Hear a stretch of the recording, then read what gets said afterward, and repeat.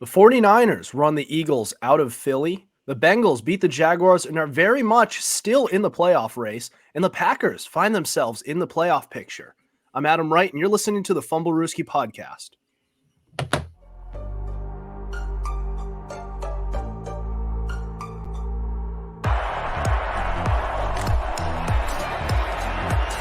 Here's Edelman broken up, and the pass is no sign yet. Edelman comes down with a football. They're saying it's a catch. This is caught. Diggs! Sideline! Touchdown! Unbelievable! Welcome back. This is the Fumblerooski podcast by Power 88 and Secret Weapon Consulting. I'm Adam Wright with Chris Costich, and welcome back, CJ Medeiros. He's taken a semester-long hiatus. He's been on the show on and off, but welcome back, dude. Thank you. You're very generous. I appreciate it. All right. Well, you did come back at a very opportune time, as the league is in a very crazy spot. So we're going to talk about a lot of quarterback injuries that have happened over the course of this season, starting from quite literally the first few snaps of the Jets game, the Jets opening game. The 49ers destroying Philly, getting revenge on their NFC Championship rematch from this past season. And the Packers, they seem to be very much in the playoff picture, while Kansas City looking a little shaky lately. But we'll start with the 49ers destroying the Philadelphia Eagles. How badly? 42-19. Brock Purdy threw, I believe it was 4 touchdown passes, 14 yards. And Deebo Samuel with 2 touchdowns, 116 yards, and add a rushing touchdown to that as well. So 3 total touchdowns. This was an absolute beatdown. And Deebo Samuel wore all black when he was walking into this game. They wanted to make a statement and prove that they were not going to be bullied like they were in the last game, and that they only won last game because Brock Purdy got injured and they were playing with their 4th string quarterback. But what do you guys think of this game? What are your takeaways? I'll start with you, Chris. 49ers talk their shit and they let their nuts drag. That's the best way I can describe it. Deebo was running his mouth ever since that NFC Championship game last year. He said every single corner on that Eagles secondary is trash. And what he do? He went out and proved it. You know, on top of that, 49ers are easily just the best team. They prove they're the best team in the NFL right now. Easy as that. Brock Purdy is now in the lead for the MVP race as well. Very much deserved, but I don't necessarily think it should be CMC, or it should be CMC. I don't necessarily think it should be Purdy, but that's a different story. That's a different conversation for a different time. But yeah, one of the big things for the Eagles was the pass game and their secondary. Secondary got absolutely exposed, and the pass game, they didn't really get anything going in the pass game until like late second half, and that was because they had to go to the pass game. I mean, Jalen Hurts was 26 for 45. You still had your receivers getting going, right? A.J. Brown had 8 catches, 114 yards. Devonta Smith had 9 catches, 96 yards. But that was all basically when the game was already 2 scores and you had to start airing it out at that point. I think the Eagles will be fine, but I think that 49ers just had their way with the Eagles all day, but Eagles will be fine. 49ers, best team in the NFL. All right, CJ. CJ, you're muted. I muted you. Yeah, I forgive you. Anyway, the way I look at this is that Philly, I know you're going from first in the NFC to still first in the NFC, and you're tempted to not be worried. But I just want to say something. for the Eagles fans, you lost something more than the game. You lost a little bit of credibility. Narratives are starting to form. Maybe, just maybe, you really did get lucky that Purdy was injured. Because that's what, and Chris mentioned, Deebo Samuel was running his mouth the entire time. And to be fair, Philly fans talked a big game too. They said, we'll beat you anytime, anywhere. We'll beat you with or without Purdy. Well, now they had Purdy, and let's be real. Let's speak the truth. Philly went out and got punched in the mouth. I mean, technically, Philly's most efficient runner was Jalen Hurts, who was their quarterback, who only threw like one touchdown pass on the day, and he did, to be fair, run for one, but that was pretty much it. A.J. Brown and Devontae Smith went off, but why? I mean, they had a good game, but it's literally just empty calories, considering the fact those numbers didn't translate into a win. This high-flying Eagles offense, let's face it, was held to 19 points. But the 49ers, though, I know we like to point the finger at Brock Purdy and say, oh, you're a system guy. You're only good because the team around you's good. That's what everyone's been saying. You're fraudulent. But is he, though? Like, is he actually, like, really fraudulent? No, he's not. I'll answer that for you right now. He's not. Yeah, you're right. I was going to say that, but no. For example, if you put Kenny Pickett on this offense, would he do well? Probably not. No, Adam, no. And I don't have the energy to argue with you. I mean, if I had a week, I couldn't list all the reasons why you're incorrect. But no. Kenny Pickett, I don't think would succeed in that offense. Zack Wilson probably wouldn't. But no. Because Purdy still, he's a little more than a game manager. I mean, 314 yards, 4 touchdowns. Yes, having a bunch of weapons helps. But it's not like a bum can go ahead and do that. And the Niners are a scary team. I mean, Javon Kinlaw had himself a game. He had 2 sacks. Ambry Thomas and Jair Brown, the defensive backs, are starting to come into their own.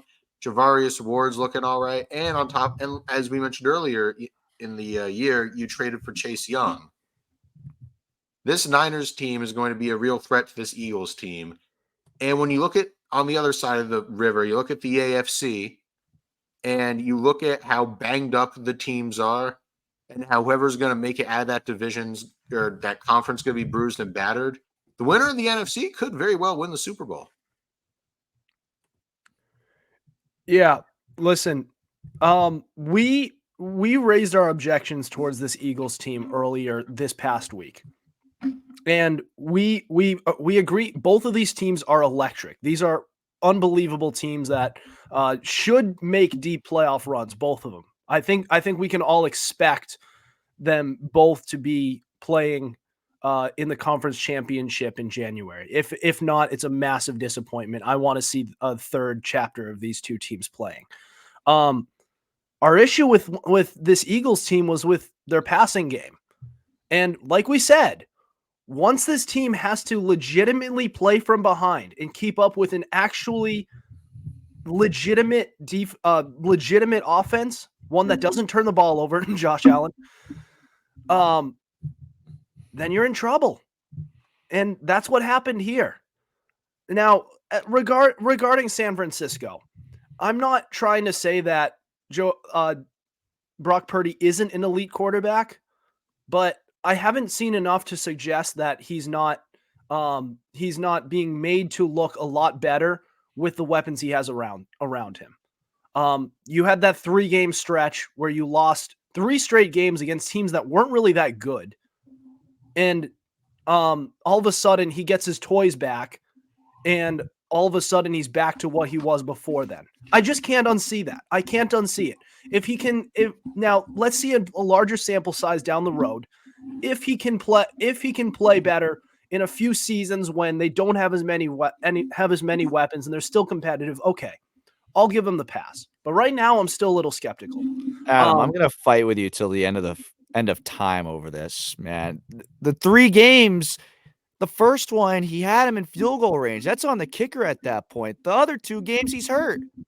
You can't leave it that close to begin with, because mistakes like that are going to happen. You still put him in a spot to win the game. That's the point. You were playing against PJ Walker. Still put him in a spot to win the game. Also, don't the Browns have one of the best defenses in the league? That too. And even still, and I know you could say, okay, but he should have won. All right, then will that same argument apply to all the elite offenses the Jets have clamped up? George Kittle, Brandon Ayuk, Christian McCaffrey. At that point, you still had your left tackle, your bodyguard, Trent Williams. That's you lose just Deebo Samuel, and you did lose Christian McCaffrey halfway through that game, but you got him back in the next 2 games. I'm sorry, but like I'm not jumping to any conclusions here. I'm just saying I'm skeptical because it was a small sample size. What you're saying could be true. It could be. I'm just saying that in those 3 games, I cannot unsee what I just saw. In the same way that I can't unsee the other games that he played very well. But he had a lot of great weapons around him during that stretch. But at this point, he's played well enough. I feel like the sample size is large enough at this point where he's had so many good games that should be able to cancel out those 3 bad games. Those are the only 3 games that he has played without those weapons. And it didn't look great. Now, it is a small sample size. That's what I'm saying. It's a small sample size. It's a small sample size, but, I'd rather see him when he's not on concussion protocol. Right, but he came out of it. Yeah. So Purdy himself was banged up too, and that's what you're conveniently leaving out. I'm not leaving that out. I'm saying literally didn't address it until Chris did. Everything you are saying could be true. I am just saying we can't just discount it. Though. We can't be so quick to discount it. He's automatically an elite quarterback. He's automatically this great. Who said he was automatically elite? We just said that. Is he? I'd say he's top 10. Did I say outright, and I quote, automatically elite? Like I'm just saying I don't remember saying that. I'd say he's top 10. I'm not saying he's not. Yeah, but I'm not top 10. But like, I want to see him without these weapons. That's all I'm saying. I'm not saying he is elite. I'm not saying he's not. I'm not saying he's not fraudulent. I'm not saying he is fraudulent. I just want to see him without these weapons for an extended amount of time because he's surrounded with more weapons than ISIS. I had the same take towards Patrick Mahomes when he first entered the league. He had a full arsenal of weapons. He had a machine gun in Tyreek Hill and a bazooka in Travis Kelce. You lose the machine gun in Tyreek Hill. Okay. You replace him with a pistol in Juju Smith-Schuster. You got by. The bazooka, Tyreek Hill, has aged a little bit, is having a down year. Kelce, but and the pistol, you lose it. You're going with your hands right now. You got Marquez Valdez-Scantling, which is a gun that doesn't work. But doesn't this kind of like lend credence to what I said last time? Sorry, Chris, I don't want to cut you off. I'm just saying where I said that how offenses evolve so much to the point where a quarterback can rely on weapons, because even Patrick Mahomes himself is looking shaky. And even still, I haven't heard anyone, especially not you, refer to him as fraudulent. But he's still been a solid quarterback this year. He's thrown for 22 touchdowns and 10 interceptions, and he's on pace for over 4,000 yards. He's going to end up throwing for over 30 touchdowns. And the Chiefs are that goes back to statistically, Purdy's better. That goes back to what Aaron Rodgers once said. Down years for me are career years for other quarterbacks. And this is a down year for Patrick Mahomes by his standards. He still could make it to a Pro Bowl. He's still and the Pro Bowl's popularity contest. What are you trying to prove? He's statistically he is worthy of a Pro Bowl. He is worthy of that. Don't invoke the Pro Bowl argument, man. Just drop it now. Do not invoke the Pro Bowl. Mitch Trubisky and Mac Jones disagree. 30+ touchdown passes does not need to mention the Pro Bowl. And you know what? Fine. And yet Tom Brady threw for 40 touchdown passes. Was that a down year for him? He didn't make the Pro Bowl. Exactly. So why you literally just feed your own point. So why are you invoking the Pro Bowl if the Pro Bowl is literally just such a mindless popularity contest? Like, I'm talking about what's worthy. I'm not talking about what ends up happening. I'm saying he is still putting up a solid season without weapons. Right, but like I said, all I'm saying is Brock Lentz Purdy brings in to the that point situation in made Kansas City. literally Is he last doing episode. well? Is Look, he? Because I don't see that. I think he'd do the same thing as Mahomes in the sense that he's going to put it in the receiver's hands and they're going to drop it.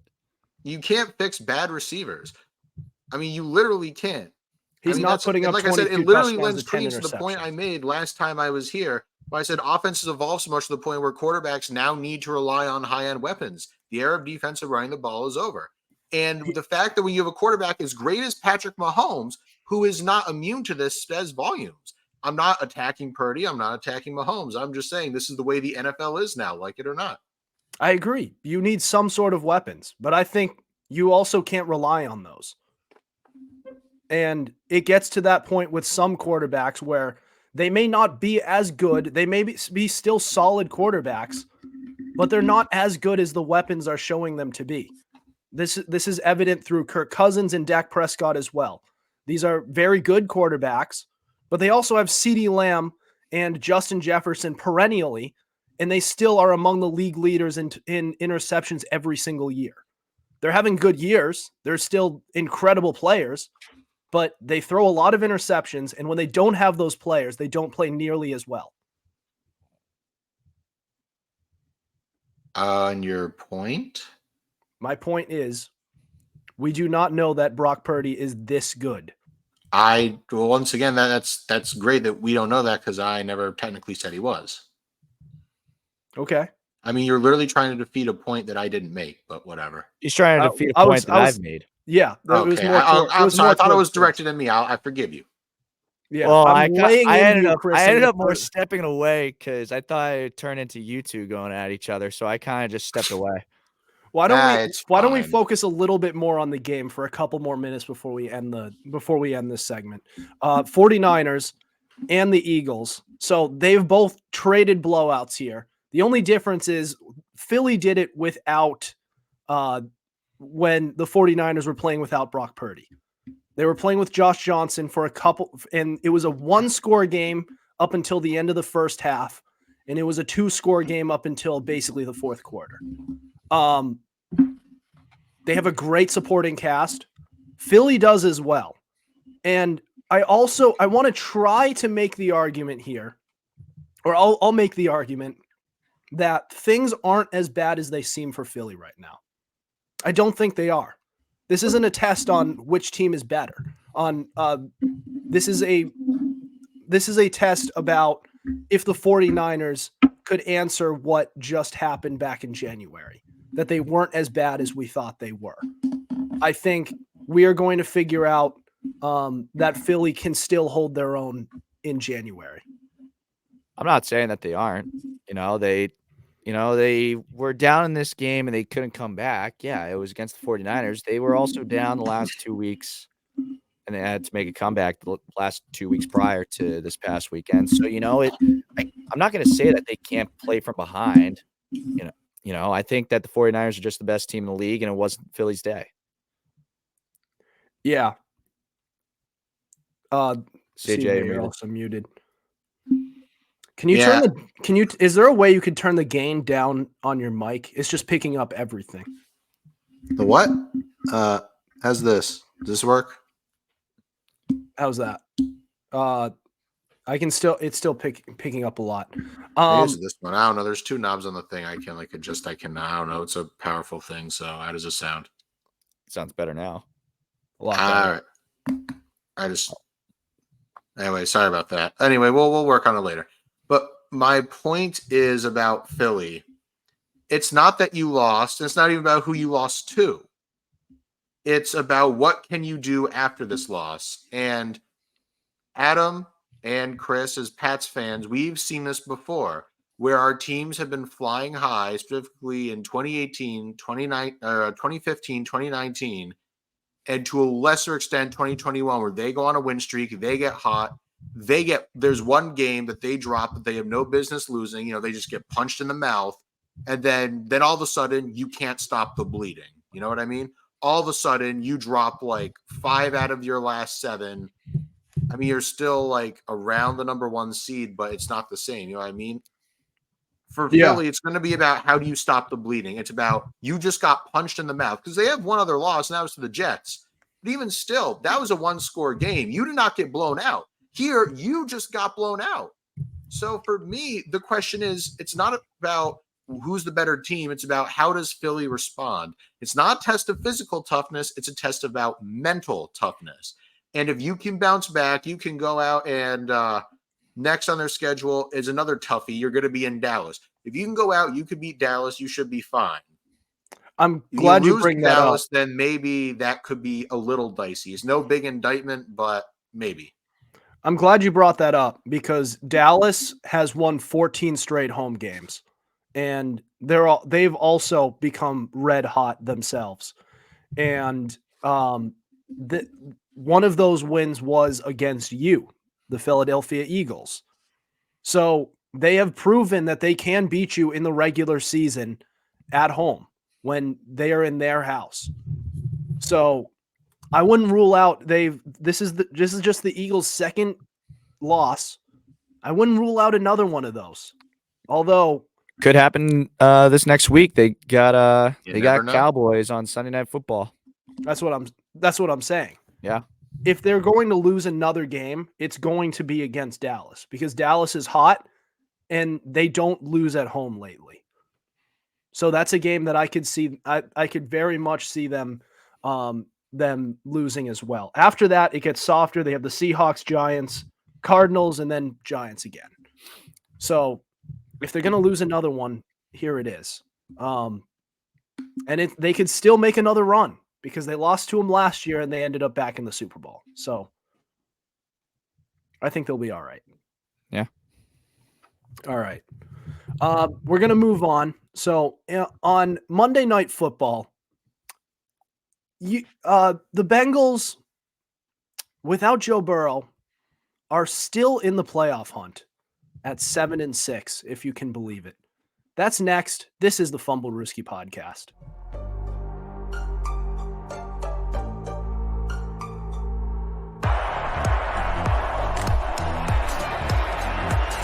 Here's Edelman broken up, and the pass is no sign yet. Edelman comes down with a football. They're saying it's a catch. It's caught! Diggs! Sideline! Touchdown! Unbelievable! Swings it way down the field to Watkins! Sammy Watkins for the touchdown!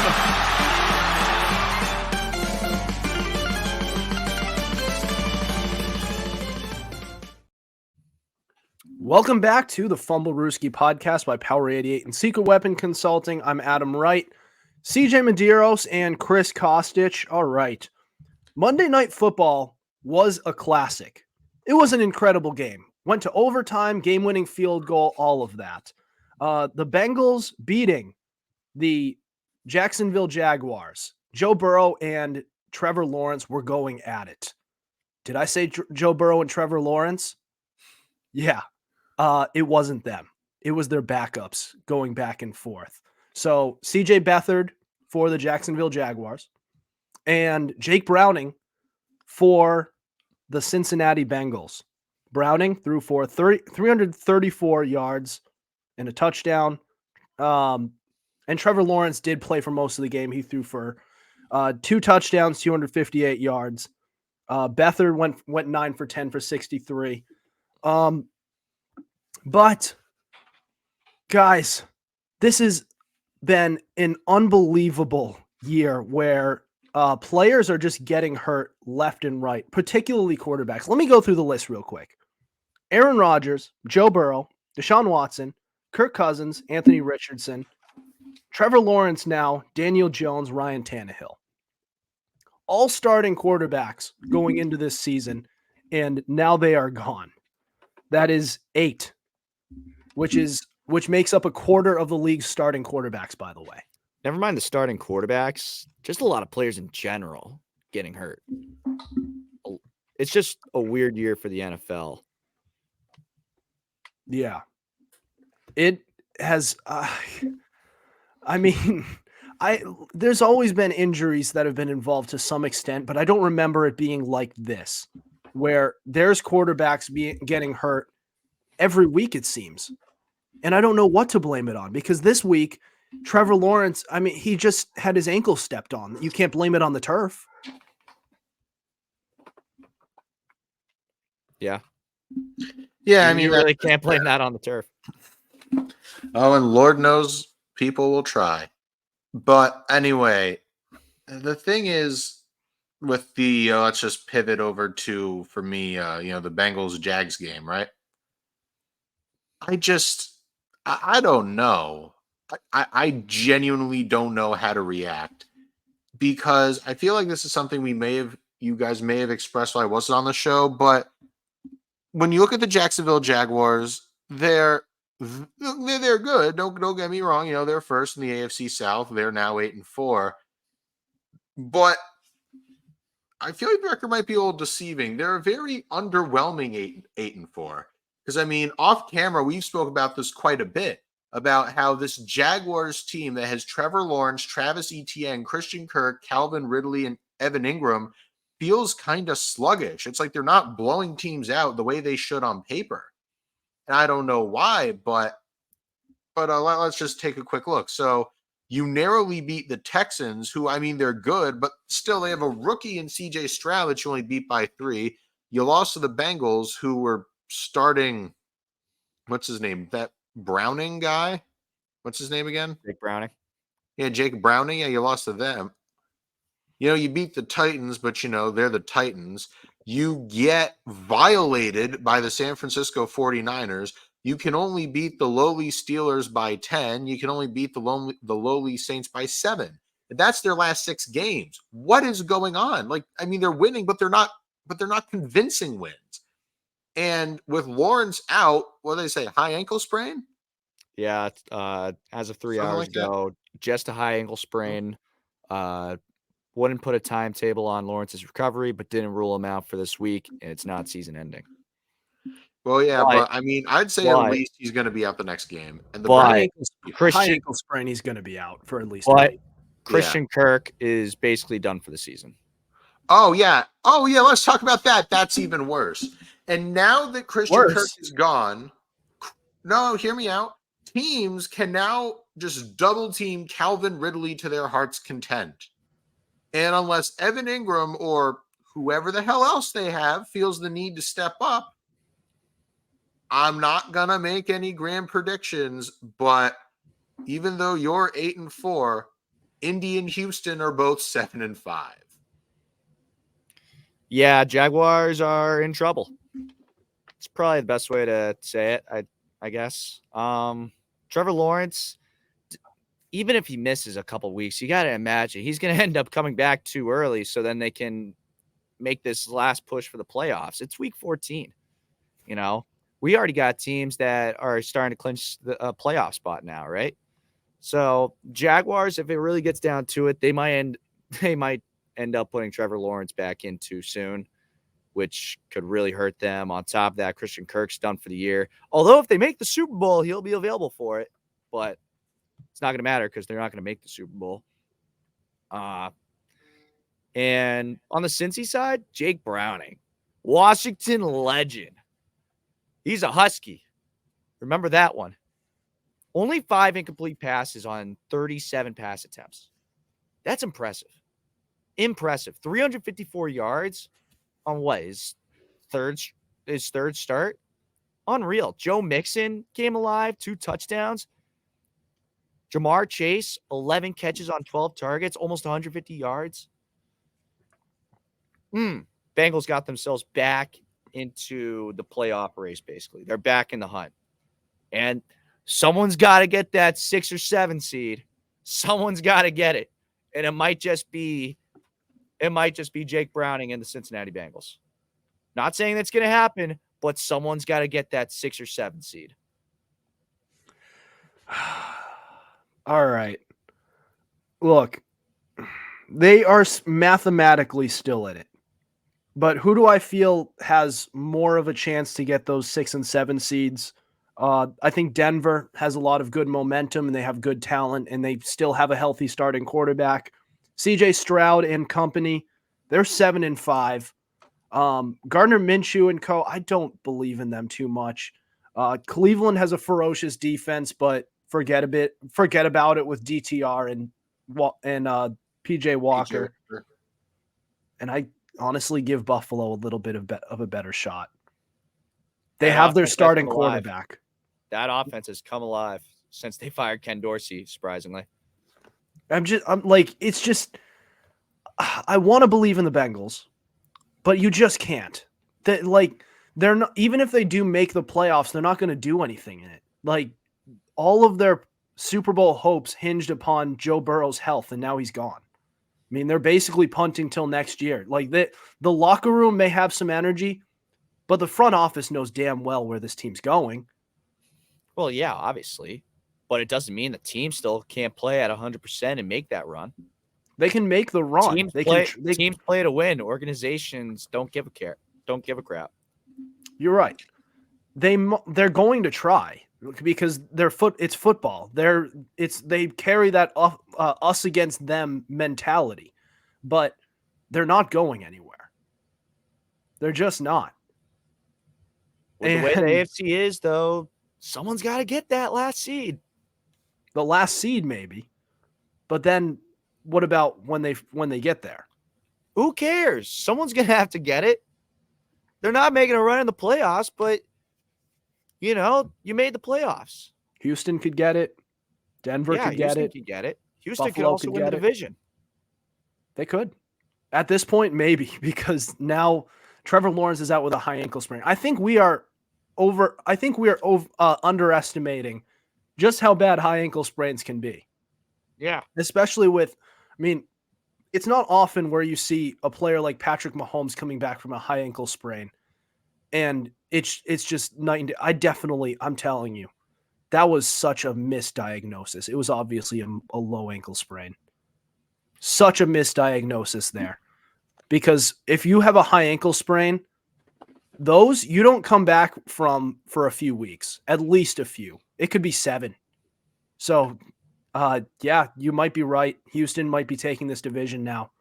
A week after we thought that they had it locked up, the unthinkable happens. They lose Trevor Lawrence, their star quarterback. It really stinks. I can't stand injuries. But I'm just saying, the way it goes with backup quarterbacks, unless your name is Nick Foles in specifically the year 2017, in the month of January, it doesn't work out that way. It just doesn't. All right. I think we've covered this quite enough. I want to move on to the Packers, who, with their starting quarterback, are now starting to look like the Packers of old with Aaron Rodgers. We'll get into that next and what it means about the Packers for this season, but also the future for this organization. That's next. This is the Fumblerooski podcast.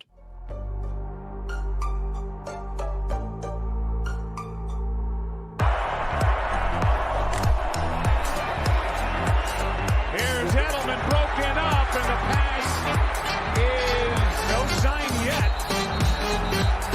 Edelman comes down with a football, and they're saying it's a catch. It's caught! Diggs! Sideline! Touchdown! Unbelievable!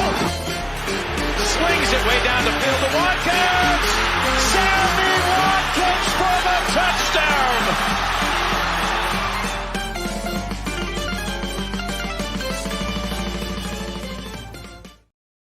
Welcome back to the Fumblerooski podcast. I'm Adam Wright, CJ Medeiros, Chris Costich. All right, we have reached the Sunday night football portion of this show between the Packers, who are visiting Kansas City Chiefs. Rather, other way around. Chiefs were visiting the Packers. Packers pull off the upset 27-19. They were home underdogs in this matchup. And Jordan Love, don't look now. This guy is having statistically, on pace, a better season than Aaron Rodgers in his first year starting in the league. And not only that, statistically, that's one thing. On top of that, this team is competitive. They are 6-6, and their remaining schedule is an absolute joke. They have the Giants next, then the Buccaneers, then the Panthers, then the Vikings, and then the Bears. That is an absolute joke of a schedule, and this team could very easily finish 11-6. And don't look now. They're doing it without an offensive line, but don't look now. It looks like they have found their third straight franchise quarterback, back to back to back, going all the way back to the early 90s. On Kansas City's side, we'll get to that in a minute, but I wanted to touch on the Packers first. What do you guys think? Yeah, I mean, this Packers team is hot. They've won 4 of the last 5 now. I mean, and this is the thing. Like, with Jordan Love, this is now 3 straight games without a turnover, back-to-back games where he has 3 touchdowns. And let me remind you guys that this is also the 4th time this year already that Jordan Love has thrown for 3 touchdowns this season. And in his last 5 games, 1,300, almost 1,400 yards, averaging 8 yards per reception, 11 touchdowns, 2 interceptions. And those 2 interceptions came against a very good Pittsburgh defense where they lost 23-19. Jordan Love could very well put the Packers in that 6 or 7 spot. Like I said with the AFC, someone's got to get that 6 or 7 spot. The Packers can do that. If Jordan Love can keep playing the way he's playing, the defense is also playing a lot better than what they've used to play when they had Rodgers at the helm. You know, the Packers can definitely they're getting the wheels going. And with the schedule that he put out at them, they can make themselves an 11-6 team. I'd say more 10-7, if anything, at the high end, but someone's got to get that 6-7 seed, man. I think the Packers can do it. They already have it right now, actually. I forgot to mention. Well, there you go. I think that they'll sit there. I think that they'll just sit there, nice and pretty. Well, let's gain some ground. How about the 6th seed? They're percentage points away from the Vikings. Yeah, and they're going to pass the Vikings. The Vikings aren't going to last very long. I don't think they are either, because I don't think Josh Dobbs was the answer the entire time. Nah, I mean, Josh Dobbs is a great feel-good story, don't get me wrong, but at the end of the day, he's not the answer. We've mentioned numerous times that, these backup quarterbacks, it's like that Nick Foles miracle run, or once in a blue moon you get someone like Tom Brady, then no. 9 times out of 10, backups are backups for a reason. And when we look at the Green Bay Packers, think about who else that they've beaten. They're on a 3-game win streak, so they just beat the Chiefs. Before that, they march into Detroit and beat the Lions on Thanksgiving, where, the Lions, who I believe are currently leading that division. And then before that, you beat the Packers, who record-wise aren't great, but they're, I'd say, bigger than the sum of their parts. But you kept Justin Herbert and company to 20 points. That's nothing to sneeze at. So they're not terrible, obviously, but I guess you could say that the Chiefs-Packers game, even though you kind of just outlasted Kansas City, it was a bit of a statement win. So at the end of the day, if you're the Packers and you look at your paper soft schedule, you should be fine as long as you don't fall into any of those trap games, which, let's face it, we're sports fans. Trap games are a real thing. And, oh, man, they're a pain when they happen. But Green Bay, you could get the 6th seed. The ball is in your court. And if you fall apart, then Jordan Love might not be the answer. But if you get in, if they get into the playoffs, I fully think there's an outside chance they could make some noise, because we all know the top dogs are Philly and the Niners and the Lions and, the the Falcons, if you can believe it. But I mean, look at who's else competing for the wild card. You have the Dallas Cowboys, the LA Rams, Seattle Seahawks, Minnesota Vikings. So when you look at the Packers, I just want to look at them and say, why not them? I mean, I'd say they're better than most of the teams I mentioned. Well, obviously, except for Dallas, I'd say they're better than the Rams. They're like a little better. They than already Seattle. beat the Rams 5 games ago, CJ. They are. Yeah. Hence why, I mean, a little better. I mean, just on paper, the Rams, I feel like the Rams have like, the Rams are top heavy. They have a little more talent. I'm just talking about on paper. Calm down. Packers are obviously better than the Vikings. I'd give them the edge over Seattle, and they're better than anyone in the abysmal, just dumpster fire that we could call the NFC South. So for the Packers, once again, why not? Just avoid the trap games. Just keep playing how you're playing. Just literally just stay the course, and you should be fine. Yep. But oh God, if you I collapse, second that. I'm never going to let you hear the end of it. I second that, CJ. Why not the Pack? Yeah. Yeah, why not them? Yeah. Why can't the cheese be just another type of cheese? I don't like Swiss cheese. More of a cheddar guy. That's because you haven't had it the right way, I've decided. What's the right way? I don't know, melt it on a Cuban. You're welcome. Oh, that's an idea. Cheese melted is the only way. The only cheese I can eat alone is American cheese. Anything are else? Uncultured. You are you know what? No, I mean, we're not going to debate American this cheese is the because only you know cheese you can have. Like alone. I mean, like just hold up. Eating a slice. You can't just eat a slice of cheddar cheese. I can't do that. We should But I on think a we should burger, get back on topic because this isn't a Packers podcast. Yeah, because cheese. I did a fun. Yeah, but they have it's a block of Swiss cheese. It's like I don't know. Well, like I mean, if it's just a block of cheddar cheese, it's just a big yellow square. So I kind of understand. I get it. All right. Next, we have trivia and then week 13, top 3, bottom 3, all by Chris Costich, our special co-host. This is next. You're going to call me a special guest, weren't you? No. Unreal. Force of habit. Oh, he's special, all right. Force of habit. You were a guest on our show like 8 times before go to you break. became a co-host. Go to break.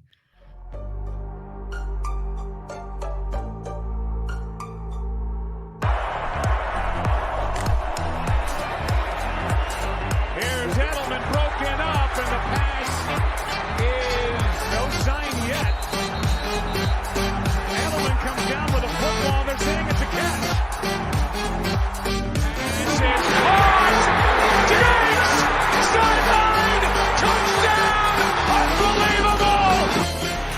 Swings it way down the field to Watkins! Sammy Watkins for the touchdown!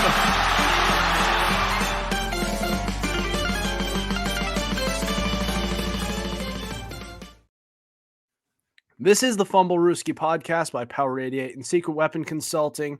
Adam Wright with CJ Medeiros and Chris Costich. All right, our co-host Chris Costich, our longtime co-host, who has been a co-host for a very long time, has definitely never been a guest on this show ever. So how dare I ever use muscle memory or speech memory, whatever it's called. Nah, here's the thing. This is the first time that's ever happened in the, what is it, December? The 3 months that I've been here. That's the first time. That's impressive. I appreciate it. Only the first time. Thank you. I appreciate it. We're gonna. You'll be fine. I'll work on it for real though. Yeah, one slip up. It was all right. Take us away with your trivia. Fewest points allowed since week 9. CJ, since you're returning, I'll let you go first. So it's scoring defenses, right? Basically, fewest points allowed since week 9. Yep. Well, I would assume New England's up there. Yep.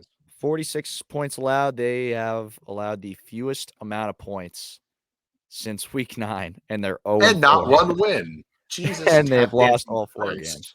49ers. They are.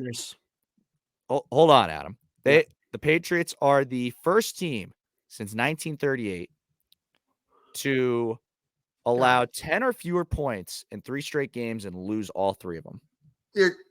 That's just horrifying. All right. 1938, FDR was in office. Oh my God. Adam, your guess was the 49ers. They're second at 49. Yep. 49. How about that's 49ers scored I like 49 points. That is really And something. And also being one of the best teams in all of football, but we won't hold that against the Patriots. 49ers are 4-0 since week 9. CJ, your turn. There's a few I'm debating. I might, go out on a bit of a limb here, perhaps, and say maybe the Texans, perhaps. I don't know. Not the Texans.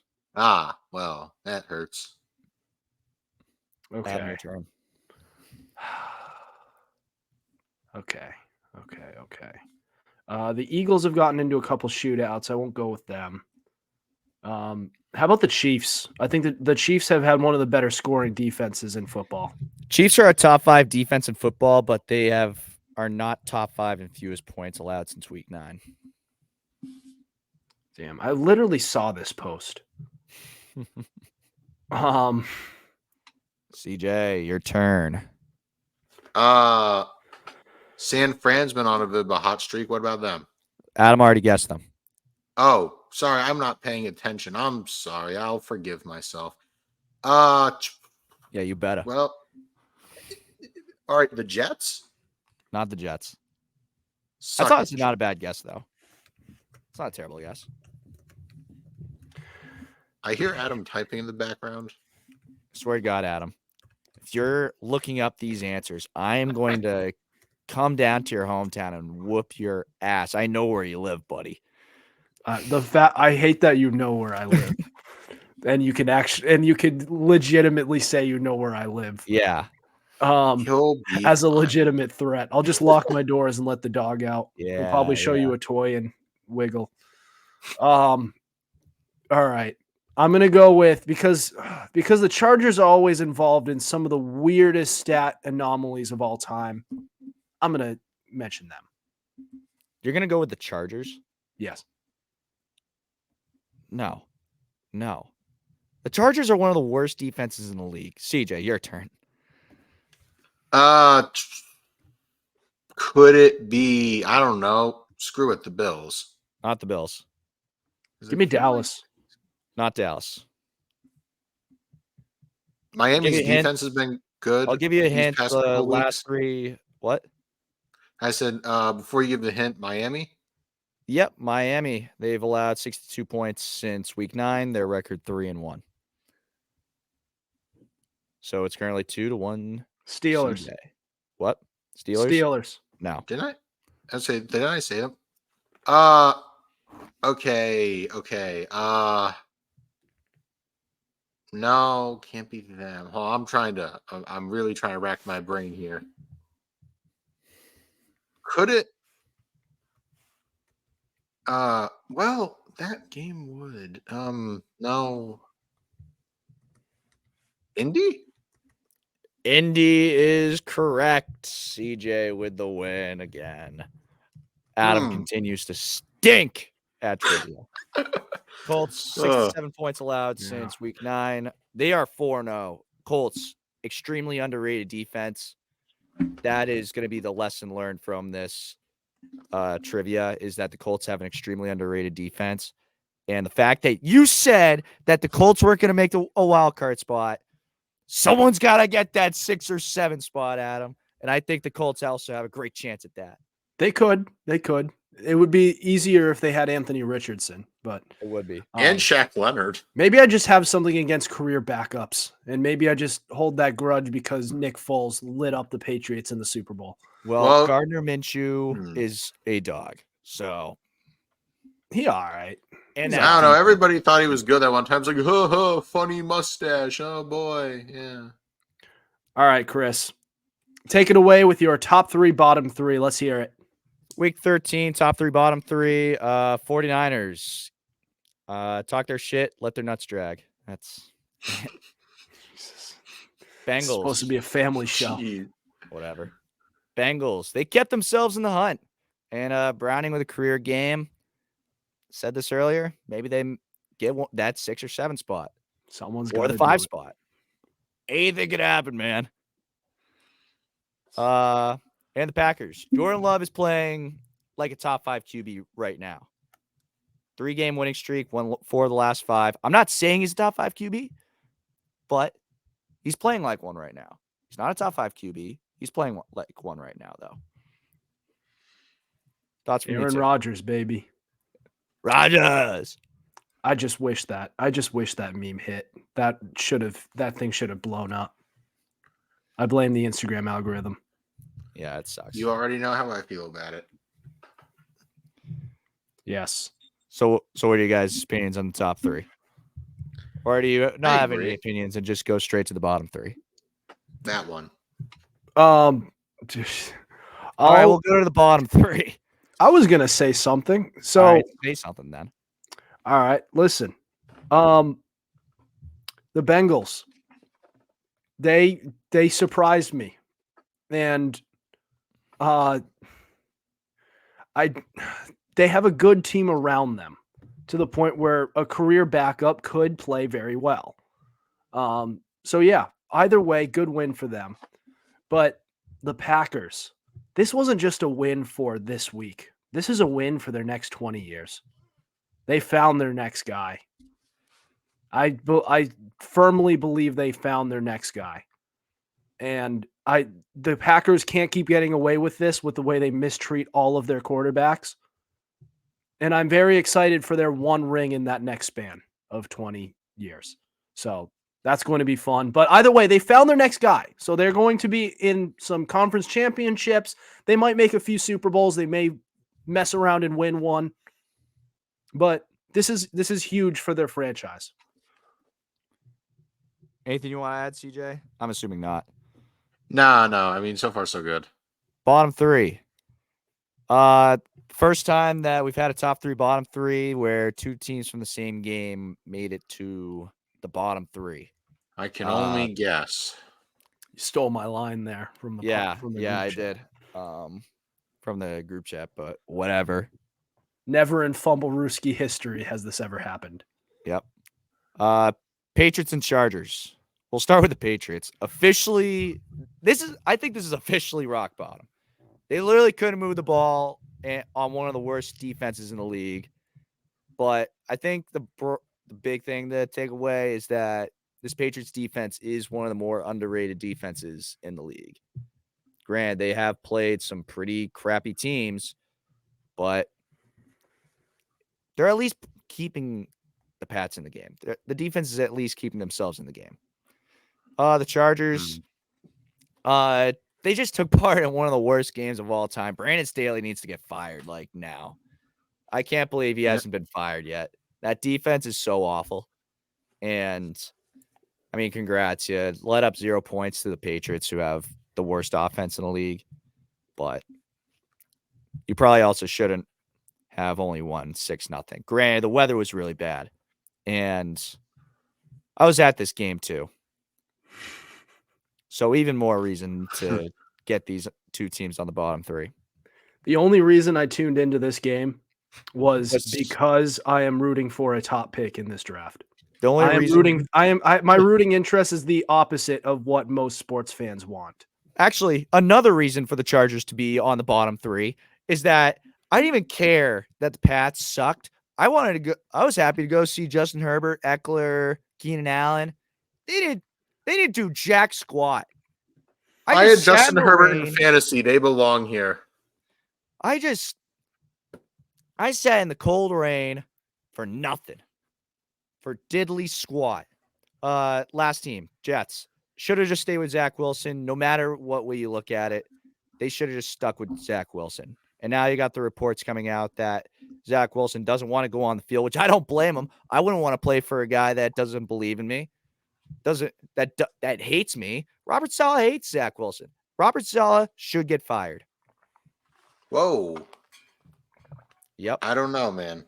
That might be taking. I am far from a Jets apologist, but I'm a bit of a Saleh guy. I used to be a Saleh guy, but no. Honestly, I'm not a big Zack Wilson guy. Don't like Zack Wilson. Zach Wilson was a mistake. He was never going to be good. Let's be No, honest. but Let's speak the damn. truth. But damn, what He's you damaged really think that goods. He's Tim better Boyle than and Mac Trevor Jones Jr. Siemian are in New the answer? England. They're worse than Zach Wilson. Yeah, you know what? This is all because Rodgers went down. Let's be honest. It is. As much as I hate the Jets, as much as I hate Aaron Rodgers, like this is literally it. So I don't know. Zach Wilson is, I don't know. Call him Biden because it's Jover. Okay. It is Jover. The craziest Zach Wilson gives you your best chance to win with Rodgers out. The craziest part about this is that Robert Saleh wants. The craziest part about this whole thing is that Robert Saleh wants to put Zach Wilson back in, but according to reports, he doesn't even want to. Exactly. Like, he doesn't I don't blame want him to come back in because he gets so much verbal abuse from the media. Well, you're in New York. That's too bad. I'm sorry. The number one thing as an athlete, the number one cardinal sin is listening to the haters, listening to the media. In NBA terms, Ben Simmons was a prime example of that in Philly. Just to jump off topic, that's how it is. I agree. And you never do that. And look, and I know New York media is somehow even more ruthless than Boston media. I think we're agreeing on a lot more than you think, CJ. I forgive you. But can I please finish making my point? Oh, yeah, please? sure. Thank you. Listen, and it just goes back to one of Zach Wilson's weaknesses, which, believe it or not, there are very few. Though just the ones that he has are the ones that make or break his whole career. Let's not forget the Jets O-line sucks. This guy has some incredible abilities. Something that we saw early in the season in that game against Kansas City. He went toe-to-toe with Aaron Rodgers and actually did well, which shows how much potential he has. Only problem is he's an idiot. He's an idiot. He's stupid, and he's mentally weak. He didn't even remember last year. I forget which game that he was playing in. It was the post game press conference, and one of the reporters asked if he takes responsibility for the loss. After throwing like 2 picks, he said no, I don't. Mentally weak. You can't take responsibility for your team. That's a bit of a problem. I'm gonna pump the brakes on you there, Adam. He's a much different person this year. He has taken a lot of blame this year. If you actually watch those press conferences, he is a lot different player than he was last year. Not saying that he didn't say those things, but now that he's actually taking the blame for the offensive struggles this year compared to last year. Okay. Sure. No, yeah, he actually has to an extent, but either way, he has. That's the point. Is that he has. And it doesn't matter that he has if he's still literally the cause of the blame. There shouldn't be any blame to take. Take because if he was good, then he wouldn't be in the situation. Cool. Now he's taking the blame and he doesn't want to go back in.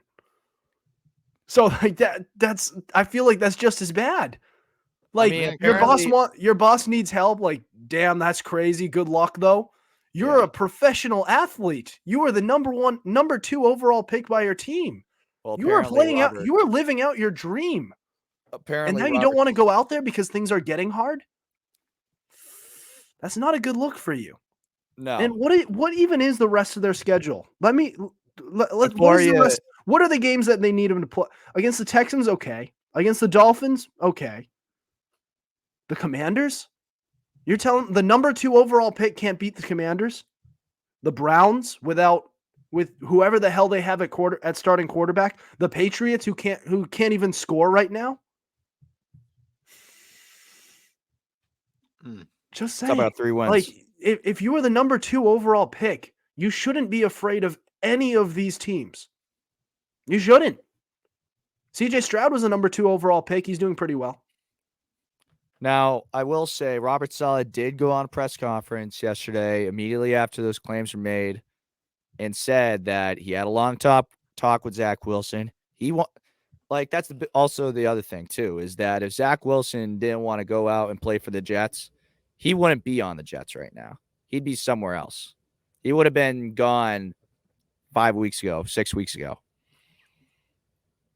or even released altogether. Yeah, maybe. All right. Well, just I guess getting to our thoughts on this list. We've given our thoughts on the Jets certainly. I had one on, having two teams on the same exact game just speaks to how putrid the play around the league has gotten. Mm. It really is that bad. And I did have a thought, but I completely forgot it in the rant, in the absolute battle that we just had about Jets quarterback Zack Wilson. So we'll just move on. Let's just go to the fan box. All right. Fumblerooski fan box. We post a question filter on our Instagram every Monday, and you can respond with hot takes, questions, and more. And we will discuss it and give you a shout out on our podcast. Respond to next week's fan box question to be featured on our show. All right. So getting into these responses. Here we go. And we are going to lead off with Patrick Williver. And he said, Patrick Williver. What do you and Marcus? Oh, okay. So you put both. Okay. Yeah. They both said, and Marcus Morales said Dak Prescott. And I gotta say, he's putting up the numbers, and the team's winning. And I am glad this wouldn't be the worst thing in the world for him to win, because it's not only a quarterback-driven award, which this wouldn't solve that issue. I'll tell you what issue it will solve, which is that recently the team with the number one seed, with one of the top seeds, is always the team that gets the league MVP. This breaks that narrative because they're a wild card team right now. And it hasn't happened often if you think about it. I think the last time that it happened, where a team that wasn't a number one seed had an MVP, it was Matt Ryan in 2016. Before that, it was Adrian Peterson in 2012. Then that's it. I'm pretty sure the next one is in 2000. Steve McNair and Peyton Manning were co-MVPs. Back in 2002. 2003. 2003. Either way, Right. co-MVP is stupid. Three times. Sorry, That's three times in the last quarter century. Sorry, I just wanted Can we even count the co-MVP? It's so stupid. It really is. It's not. It literally is. Put Then some why haven't we respect done on it Steve since? McNair's name right now. No. What? I like him, but no. Rest in That's peace to that it's not man. even it's not even Steve McNair thing. I actually like him. I just think co-MVP is stupid. For example, can you imagine if the United States elected a co-president? No, you wouldn't, because that would be stupid. All right. Let's move on. Conrad Sperry said Jalen Hurts. No. I don't see it. I like Hurts, but I don't see it. I'll put Dak Prescott over Jalen Hurts for MVP. And regrettably, yes. I'll argue for it, since you guys don't see it, because a lot of people do see it. The guy is having a pretty good season. And Okay, is he having a pretty good season, or is he having compared MVP to season? Dak Prescott? This is what you get from a dual threat quarterback. A quarterback who doesn't inflate the passing statistics, but puts up a balance of a little bit of both. No, but his And it rushing wins them. touchdowns are Christ, what was the word that you just used? Inflated. His rushing touchdowns are inflated. Pretty much all of his rushing touchdowns are 1 yard QB sneaks. Don't get me started. No. So The what? push. It's still a rushing touchdown. Touchdowns are touchdowns. Remember what Nick Sirianni said. If everybody It's still a could rushing do touchdown, but everybody would do it. And he's Yeah, done everyone it would 9 do it. times. Yes, you want it banned too, or what? I don't want what it was banned. that? No, I'm talking to Costich. Are we- So what? If you're going to take umbrage to it, why don't you say what you really think and say you want it banned? I don't know what. I don't want know it what banned. Chris I don't is- want it banned. I do All not right, know so what CJ then why is are you arguing whining for. about I think that's two different things. So what? So what if they're What do you all mean, 1 so yard rushing what? touchdowns? The rushing touchdowns are All right, then why isn't any other quarterback doing it? If it's just that because easy they to can't do inflate. it as successful. Let me give you a hot The tush take. push is not an individual play. It is a team play, the ultimate team play, which is Okay, why so I don't think that an individual or a team play should go into so much. I mean, yeah, you can. That's a rushing touchdown for Jalen Hurts. I'm not taking that away from him. But when you look and at yet you're most of trying those to. rushing touchdowns, they're on the tush push. Let me see the rushing touchdowns where he got from more than 5 yards or more than 1 yard, 5 yards, 10 yards. You don't think he's capable of it? No, I am You- not saying that he's not capable of it. I'm He just just saying, did it a couple weeks ago against Buffalo. He I'm ran not saying he's from not 15 yards capable of it. out. I'm saying that it's all washed out by these. You're not seeing him do it as. I'm saying that most of his rushing touchdowns are mostly from the tush push. You haven't seen him much doing the shit that he did against Buffalo. It's part of my language, but No, you get what what? That was once the first time for most of the year that he did that. I mean, I guess we're just gonna disagree on this, but it's like, I mean, it doesn't matter if it inflates his stats. It doesn't matter what you think because it literally just will still go. It will still just count as a rushing touchdown for him. And even if it wasn't a tush push, he'd still be getting in. I'd wager 90% of the time. Oh yeah, 100%. Dude could squat 500. There's no doubting that. Right. I'm just saying like here's my argument. He's not only is he a dual threat quarterback, I would argue he's one of the best dual threat quarterbacks we've seen. And you can make I'm going to piss off a lot of Ravens fans. You can make an argument even better than Lamar Jackson because I think Jalen Hurts' passing ability is better than Lamar Jackson's. I don't know where he is, but I know Tuck heard you and is cursing at the sky right now. Oh man, I'm gonna clip that. I'm gonna clip that and send it to the chat later. Okay. I think you can make a case because he actually legitimately he wins in the postseason, he wins in the regular season, and he hasn't really gotten hurt. Not to the point where it hinders his abilities. And we haven't really seen something like this where a rushing quarterback can actually win Super Bowls. They had a chance. Wilson? Look, I mean, I'll bring he you runs Russ, a smart RPO. He runs scrambler, speed but- option. He runs read option. But see, here's the thing. Russ is a smart scrambler. He's not looking to rip for the touchdown every time. He just gets the first down and then slides or ducks out of bounds. That's why. He's not an explosive runner, but he is a runner. Don't get me wrong. Yeah, I guess you could, especially earlier on in his career in 2013. Mhm. That'll be an exception. But but Adam, I do agree with you though. Like running scramble first quarterbacks or quarterbacks that are known as like true dual threats usually don't win the Super Bowl. Right. And no, I don't count Patrick Mahomes as a dual threat. Debate a wall. And there's a reason Russell Wilson has slowly over his career become more of a pocket passer. And when he stands in there, he looks more like Peyton Manning than he does look like Russell Wilson right now. Well, yeah, and Mike Vick did the same thing. Randall Cunningham did the same thing. It's just it's what every mobile quarterback does. All right. Should we move on? I feel like we should. All right. Yeah, because we have a couple more responses. Stephen Parker said Brock Purdy or CMC. And Brock Purdy is one of the leading candidates right now, according to the ESPN odds. So this is what I was just saying about I was just saying that earlier. And this is the conversation we're gonna have now. So there was someone else. There was someone else that said Brock Purdy that's the one that you just read. My bad. I thought you were looking at one of the guys that said Tyreek Hill and CMC. Yeah, there was only one person who said Brock Purdy, but Christian McCaffrey. If there's this would be there's no non-quarterback who's favored to win MVP this year.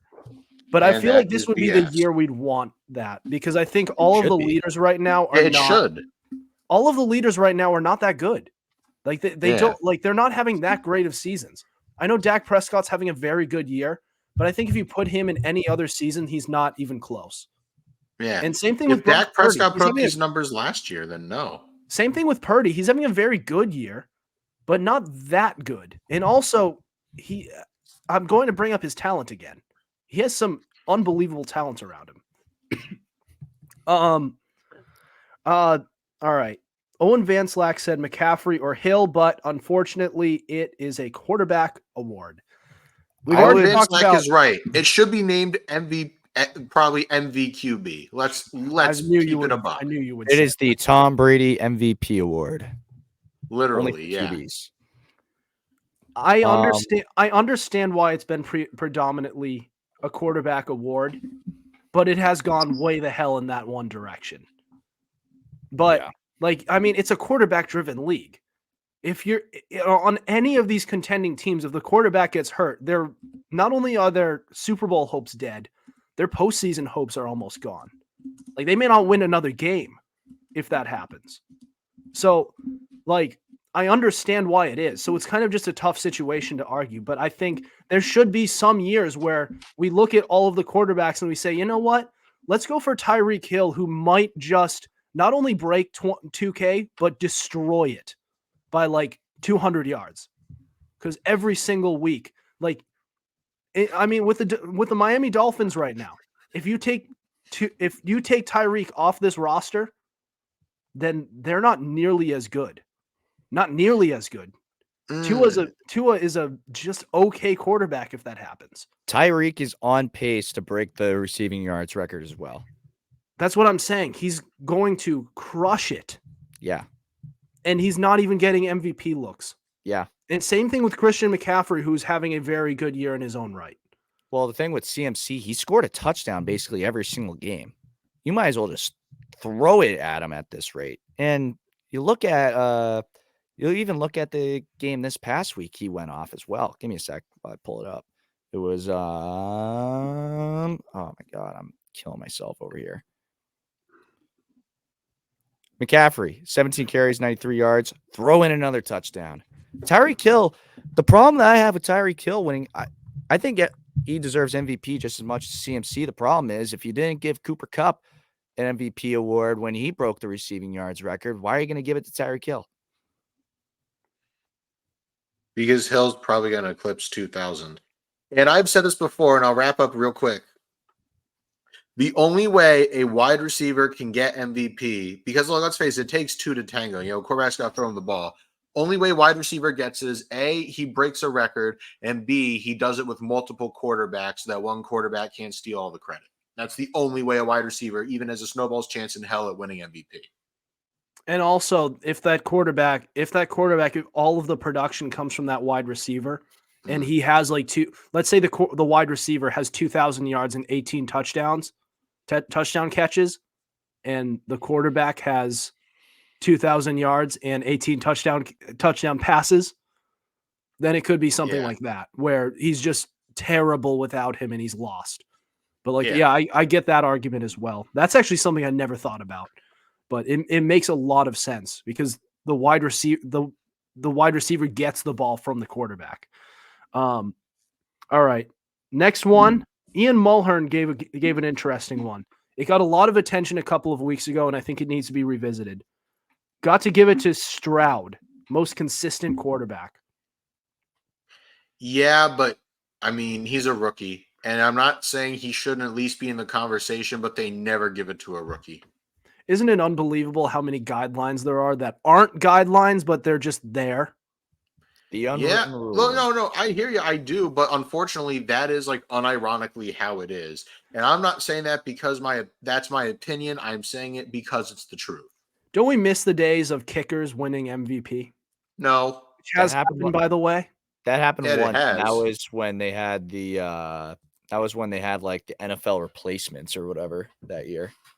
Well, in 2019, when the team actually, I think it was either 2019 or 2020, the Patriots released their MVP of their team, and it was Jake Bailey, which I could not agree with more because Jake Bailey was actually incredible. Yeah. And those 2019 and 2020 teams were absolutely god-awful. All right. Our last one, Isaac. So actually, we have two. Isaac Zonana. We only have one, actually. Isaac Zonana said Tua or Tyreek. I'd rather Tyreek. Yeah, Tua. No. I don't know. Remember what Adam said about Brock Purdy? If you believe what Adam said, then you can probably make that same argument towards Tua. I don't know who's making that noise, but cut it out. It's me. Okay, cut it out. I will. But yeah, like I said, if you believe Adam about Purdy, then I think the same principle would apply to Tua. Yeah. And we have one more. Benny Dolphin said Hill. Well, yeah, fair enough.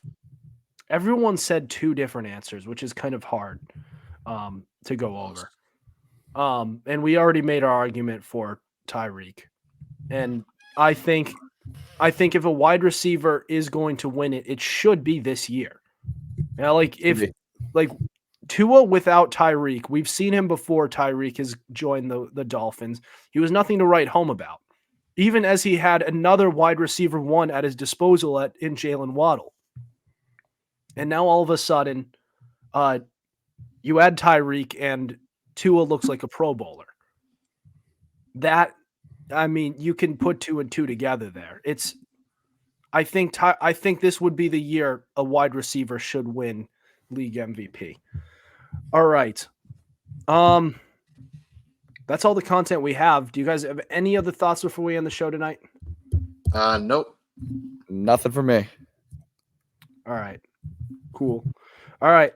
That'll do it for us tonight. Thank you for listening to us. We have new episodes out on Tuesdays at 7:30 p.m. Eastern Standard Time and Fridays at 5 p.m. Eastern Standard Time. Be sure to subscribe to our YouTube channel. We have all our episodes available on Spotify, Spreaker, Apple Podcasts, iHeartRadio, Google Podcast, and so much more. Also, be sure to follow our Instagram at Fumblerooski_podcast to keep up with our podcast and the latest coverage on the NFL. Otherwise, we'll see you next week. Over and out.